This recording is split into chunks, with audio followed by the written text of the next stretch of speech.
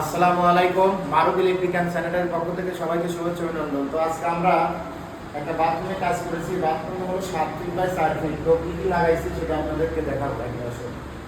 তো আমাদের এখানে কিন্তু একটা মিক্সার স্টক কল লাগানো হয়েছে, মিক্সার। আর এখানে এটা কিন্তু ডাইরেক্ট মোটর লাইন, আর এটা হলো সাপ্লাই মিক্সারের লাইন। এই যে রানিং শাওয়ারতে কিন্তু পানি পড়তেছে, একটু দেখাও কিছু যায়। এই যে শাওয়ারের পানি আছে এবং আপনার কলের পানিও আছে। এই যে আপনার ট্যাপে, এই ট্যাপে পানি পড়তেছে, এটা কিন্তু হ্যাভি ট্যাপ, ভালো ট্যাপ, ট্যাপে পানি পড়তেছে। তো এখানে আমরা দুইটা ট্যাপ দিয়েছি, একটা ডাইরেক্ট মোটর লাইন, একটা গরম ঠান্ডা মিক্সার, দুইটাই হবে। এখানে হ্যান্ড শাওয়ার দিয়েছি আমরা, যেমন এই যে হ্যান্ড শাওয়ার, এটা কিন্তু 1 ইঞ্চি কষ্ট আছে, এটা পানি স্পিড ভালো পাবে। দেখেন এই যে